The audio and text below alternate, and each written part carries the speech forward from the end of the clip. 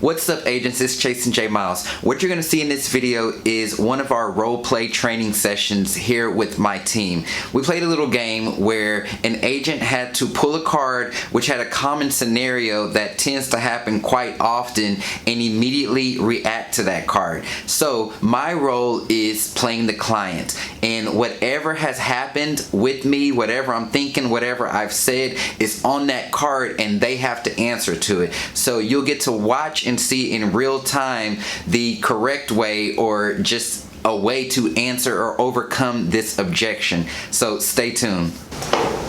A for sale by owner tells you that they will only pay you if you bring them a buyer, but they are not interested in listing it. That's a good one. Okay. So I'm the for sale by owner. Gotcha. We're gonna ring him? Are we ringing him? We're already talking. Okay, all right. I just told you that. So, okay, gotcha. All right. Let's see. Okay, so I see your issue is kind of the money. You want to net maybe a certain amount. Yeah. Like, for example, what do you want to get out of this after title and things like that? Because you know you're going to have to pay that regardless. I mean, you're going to want to do a title transfer on that. And, you know, after that, have you thought of numbers? Like, what are you trying to make total after your commission? I need to pocket at least $300,000. $300,000. Okay, and you're listing right now at $315,000. So I think that's a good price. I think we can make that happen. I will say with an agent, what I would do is maybe go up a $4,000 or $5,000 on the price of your home, and what that will do is not only cover commissions for the agents, because I know that's your concern, but it will get it sold faster, quicker than if you sell it on your own. We'll get professional photography in there. We'll hold open houses until the house sells. So again, just adding all this value while taking care of my commission and the other agent's commission, while netting you, the $300,000 that you want to pocket after cost, and maybe even a little bit more. How does that sound? But I mean, what if my home isn't worth that much? Worth the $322 at this point that I'm talking about? Right. I think that as long as we work backwards in the numbers, let's say like we start with your $300,000 and then we add 6% of the commission, that's kind of standard. I think it would put us at a good fair price, because there will be more exposure. Maybe you feel that it isn't worth that because you haven't had any responses on it or you haven't had any feedback. But once we get feedback, we'll have a better idea of that. I think we'll have a better understanding. And if it doesn't work, I mean, you don't have to sell it. It's not like someone's going to come and offer you below what you're asking and you have to sell it. You don't have to do that. But at least this way we'll expose your home, and you'll get the professional photography and the service that comes with that. And again, we wouldn't sell if you're not going to net the $300,000 that you need. Any fire? Your client is hesitant to make an offer. Your client is hesitant to make an offer. So let me ask you this. Do you love this home enough to live in it? Yeah, I mean, I really do like it. I just don't know if I've seen enough, or it's a nice home. Yeah. Okay, I understand. So what about it just didn't really set well with you? There's a lot of other homes on the market, and I think it's priced a little too high, and this is kind of at the top of our budget. I understand, but you did say that you wanted your kid to go to elementary school right down the street. Isn't that important to you? It is. Yeah. Yeah. So I know it is more above your price range, or not above it, but like at the very top. But look, think about the gas money that you're going to save going right down the street. You're in a better community. You have a hot tub in the backyard. I mean, what is there anything that is stopping it besides something that is money? Like, if you had all the money in the world, why wouldn't you submit an offer? Yeah, you're right. Can we just anybody throw in objections at any time? Well, what if I make an offer today and I see a better house I like tomorrow? But we don't see that better house yet, and yes, that could happen. But when that happens, we can definitely deal with it, and we can kind of talk moving forward and figure out a better game plan. So I don't think this house is worth 285,000. Can we offer like 265 for it? I mean, that's definitely possible. It's completely up to you, but I highly suggest you just go with that full price offer, because what if, someone comes in tomorrow and offers that full price offer? Didn't you love how it was right next to that elementary school and it had that hot tub that you told me you just loved? Yeah, okay. Awesome. Well,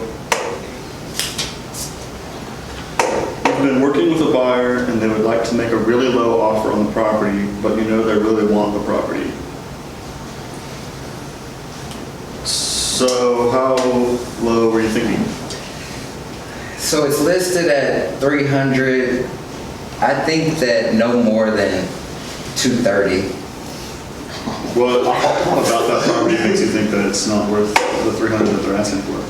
I mean, like, the market's changing and the sellers, I can tell that this is a flip, so they're just trying to make a bunch of money off of it, and Right. so. There's been some other properties that have flipped successfully though, and they got their asking price right on the street. Yeah, but this has been on the market for 6 months. Sure. So we could offer low, we could come in a little low like that, just to kind of get our ball rolling. They might want to come back at you with a counter offer that's not much off the asking price. So let's say they're asking 300 and we give them 230, which is almost insultingly low. They may counter us back with something that isn't even close to what you were trying to get, and might hit us with like 295. So maybe we could shorten that gap before it gets to that point, and throw them an offer at maybe 260 and just see where it goes from there. It's still $40,000 off asking price.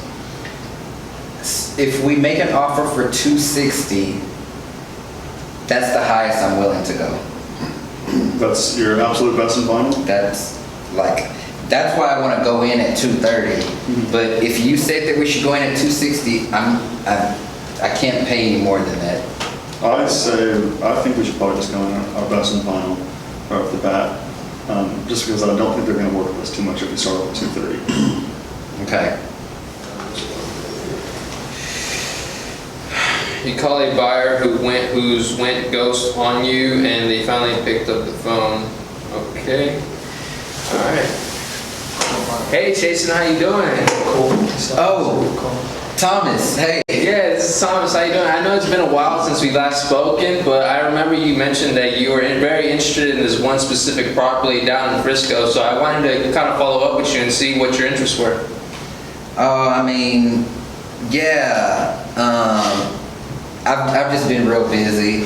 Yeah. Absolutely, yeah, I absolutely understand. How concerned are you moving to? Because I know you wanted to do this job relocation very soon, so I want to make sure that we're on top of it and making sure that we get you moving on to the next step. No, yeah. I mean, you've been great. Yeah. Sorry I missed your call. But no, yeah, you've been fine, and I still do want to move, but I just don't know right now.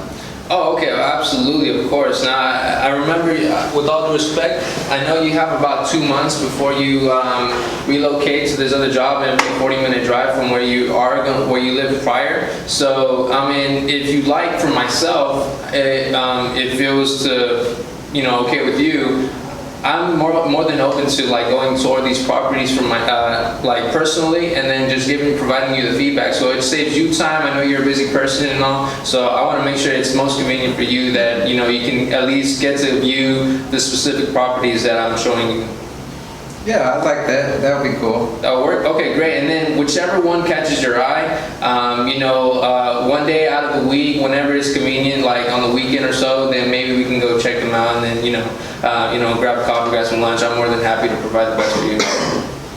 I like that. Thank you, Thomas. Thank you for calling. Yeah, of course. All right. Talk to you later. That was perfect. That was perfect. And here's why it was perfect. It was perfect because you didn't come off as, oh, I'm just trying to secure this commission in the bag, like, oh, I need you to close, or you came off with value. Like, how can I make this easier for you? Because obviously that client had went ghost. Maybe it was too much for him, maybe, whatever. But you led with value in a sense of, I'll go tour these properties for you. I'll send you a video. I'll do whatever it takes to make your life easier. And then you even offered lunch. Like, that was cool. Like, hey, dude, I'm not trying to just sell you. I really want you to, you know, feel comfortable. And then you even brought into what his initial motivation was, that 2 months. Like, I have 2 months, or he has 2 months. Yeah, what other feedback, or do y'all have other objections you want to throw at him? If you found value in this video and you like these roleplay videos, click the subscribe button below and let me know that you're really feeling this, and I'll upload more. Also, let me know down in the comments anything that you think could have been said differently or better, or whatever feedback you have. Until next time, I'm Chastin J. Miles, and I'll talk to you soon.